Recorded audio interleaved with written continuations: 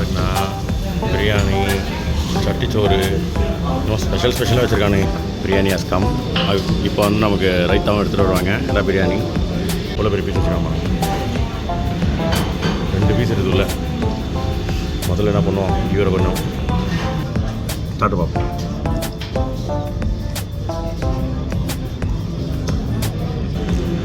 சம்மந்தி இது என்ன வச்சு அரைக்கிறானுன்னு தெரியாது, ஆனால் இது டேஸ்ட் பார்த்திங்கன்னு வச்சுக்கோங்களேன் வேறு லெவலில் இருக்குது. பப்படத்தை உடச்சி பப்படத்தை வச்சு அப்படியே உள்ளே தள்ளி விட்டுருவோம்.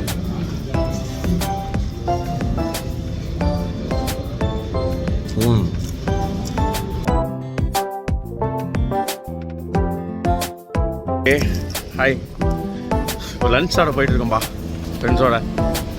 போகிற வழியில் என்ன நல்ல ரெஸ்டாரண்ட் இருக்குன்னு பார்த்து கூப்பிட்டு போயிடுறேன்னு சொல்லியிருக்காங்க. ஏதோ ஸ்பெஷலான ரெஸ்டாரண்டாமா, எந்த ரெஸ்டாரண்ட் பார்ப்போமா?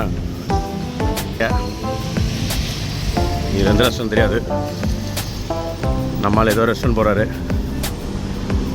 இது என்னது லயாரின்னு ஒரு ரெஸ்டாரண்ட்டு, அது இல்லை.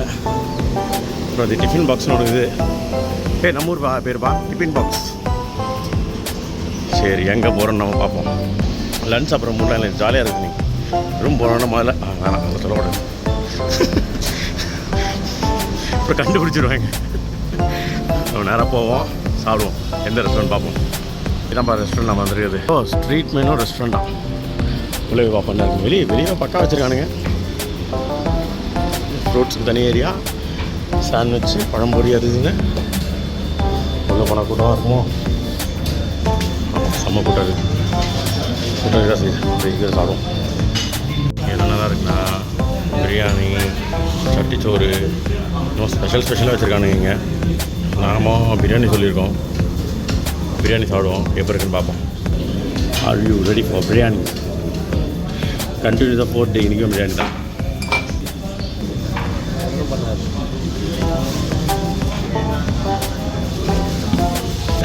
பிரியாணி வரது மாதிரி தண்ணியாக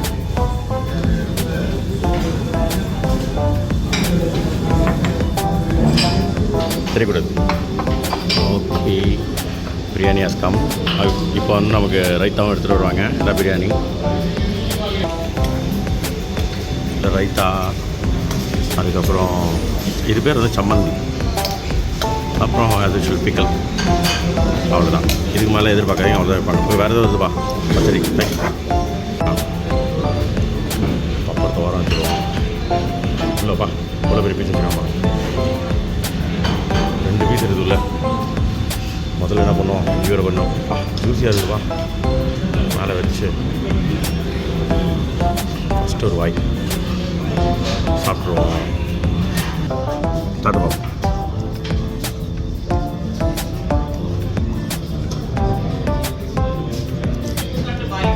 கம்மியாக இருக்காது. நெய் சோறு, ஜூஸியான சிக்கனு, வேறு லெவல். பீஸ் ரொம்ப சூப்பர்ப்பா, செம்ம சாப்பிட்டு தொட பீஸ் தான். இதை வச்சு கொஞ்சம் சம்மந்தி எடுத்து இதில் ஒரு போட்டு,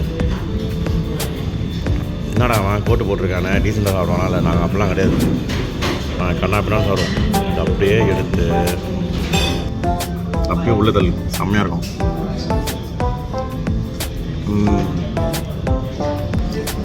இந்த கேரளா ரெஸ்டாரண்ட் ஸ்பெஷல் என்னன்னா சம்மந்தி தான். சம்மந்தி இது என்ன வச்சு அரைக்கிறானுன்னு தெரியாது, ஆனால் இது டேஸ்ட் பார்த்திங்கன்னு வச்சுக்கோங்களேன் வேறு லெவலில் இருக்குது. தேங்காய் இருக்குது, புதினா இருக்குது, பச்சை மிளகாய் இருக்குது, வேறு ஏதோ போடுறானுங்க இதில், ஆனால் என்னென்னு தெரியல நமக்கு. ஆனால் டேஸ்ட் வந்து வேறு லெவல். சம்மந்தி எல்லாருக்கும் பிடிக்கும். எந்த ஹோட்டல் போனால் சம்மந்தின்னு ஒன்று தனியாக கொடுத்துருவானுங்க. அதே மாதிரி ஒன்று ரைஸ் கொஞ்சம் நல்லா பதமாக எடுக்கிறாங்க. எல்லா ரெஸ்டாரண்ட்டும் இருக்காது. பப்படத்தை உடச்சி பப்படத்தை வச்சு ஒரு சிக்கன் பீஸை வச்சு கொஞ்சம் ரைத்தா இதெல்லாம் மொத்தமாக போட்டு அப்படியே உள்ள தள்ளி விட்டோம்.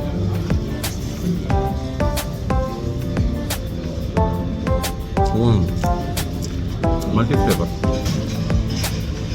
சரி ஓகே, சொல்கிற சாப்பிட்டு முடிச்சிடறேன். இந்த ரெஸ்டாரண்ட் நீங்கள் ஓரளவு சாப்பாடு காலையில் ஆயிடுச்சுன்னா நீங்கள் திருப்பி கூட நீங்கள் ரைஸ் வாங்கி சாப்பிட்டுக்கலாம். பீஸ் கொடுக்க மாட்டாங்க, ரைஸ் கொடுப்பாங்க.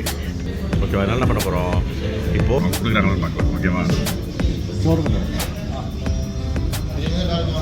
கேட்டுட்டேன், அவங்க எடுத்துகிட்டு வரேன்ருக்காங்க. ஓகேவா? ஸோ இது ஒரு நல்ல விஷயம் இல்லையா? நம்ம இந்தியாவில் நம்ம பிரியாணி எக்ஸ்ட்ரா எடுத்து வாங்கி தர முடியாது. அது வந்து அன்லிமிட்டட் பிரியாணின்னு சொல்லுவாங்க. ஆனால் இது எப்படின்னா அன்லிமிட்டட் பிரியாணி சொல்லுவாங்க, பிரியாணி தான். பட் உங்களுக்கு எக்ஸ்ட்ராவாக உங்களுக்கு ரைஸ் வேணும் பத்தலை அப்படின்னா கொஞ்சம் எக்ஸ்ட்ரா உங்களுக்கு தருவாங்க, சர்வ் பண்ணுவாங்க. குறைச்சி தேங்க்யூ. ஸோ அவங்க சர்வ் பண்ணியிருக்காங்க. எவ்வளோ சாப்பாடு போட்டிருக்காங்க பாருங்கள். அதுக்காக நிறைய நல்லா இருக்குது. அதுவும் சுட சுட சுட ஆவி பறக்கிறது.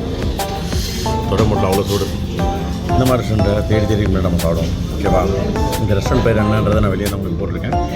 இப்போ எனக்கு ஞாபகம் இல்லை. ரெஸ்டாரண்ட் பேர் வந்து ஸ்ட்ரீட் மெனு. ரெஸ்டாரண்ட் பேர் ஸ்ட்ரீட் மெனுன்னு சொல்லிட்டு இங்கே நம்ம ஆல்கியாதார் மெட்ரோ ஸ்டேஷன் பின்னாடி பக்கம் இருக்குது.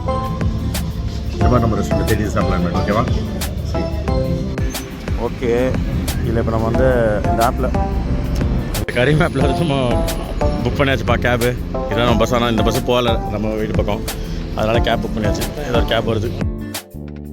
நம்ம டாக்ஸி புக் பண்ணுறோன்னு சொல்லியிருந்தேன் இல்லையா? இதோ வந்துச்சுப்பா டாக்ஸி. அங்கேயே நின்றுடுச்சு. அதுதான் போய் இறப்போம். சரி மச்சான், பாய்டா, டேக் கேர். ஏய் நாளைக்கு ஃப்ரீ தானே? நாளைக்கு வா. சரி நாளைக்கு ஃபோன் பண்ணு. ஓகே பாய் மச்சான். டாக்ஸி வெளியே கால். S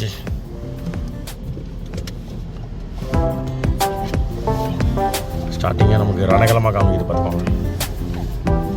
heavy plus. ஸோ இப்போ நம்ம போயிட்டுருக்கோம். ஸ்டார்டிங் நமக்கு வந்து 8 dirham காமிக்குது. என்ன சொல்லுங்கள்? ஹை சொல்லி நிறைய யூடியூப் சேனல் கேள்வி இருக்காங்க. இந்த ஊரில் எப்போவுமே இப்படி தான் டிராஃபிக் இருந்துகிட்டே தான் இருக்கும். ஸோ இப்போது இங்கேருந்து நம்ம வெளியே போகிறோம். சரி, நம்ம வீட்டுக்கு போகிற வரைக்கும் இந்த தேராவில் இருக்கிற இந்த ஏரியாலாம் எப்படி இருக்குன்னு பார்ப்போம். இது வந்து இன்னும் ஒரு மெட்ரோ ஸ்டேஷனில் இறங்கணும். அல்கியாதா மெட்ரோ ஸ்டேஷனில் இறங்கி நான் அந்த பக்கம் உள்ளே வந்தேன். அந்த வழியில் பார்த்தா நிறைய சின்ன சூப்பர் மார்க்கெட்ஸ், அப்புறம் ஸ்டே பண்ணுறதுக்கான இடங்கள் நிறைய இருக்குது. ஸோ இப்போ தலைவர் வந்து ஷார்ட் ரூட்டில் கூப்பிட்டு போகிறாரு. ஷார்ட் ரூட்டில் போனால் நமக்கு காசு சேவ் ஆகும்னு சொல்லிட்டு ஸோ நானும் அதே ஷார்ட் ரூட்டில் போயிட்டுருக்கோம். மேலே ஃப்ளைட் போத்துட்டு தான். ஏன்னா இது வந்து ஏர்போர்ட் பக்கத்துலேயே இருக்குது. ஜஸ்ட் ஆப்போசிட் நான் உங்களுக்கு மெட்ரோவில் காமிச்சேன் இல்லையா, அதே மாதிரி.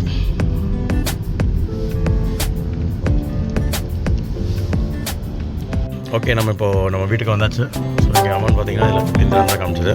எப்படி சொல்லிட்டு bye ji, thank you so much.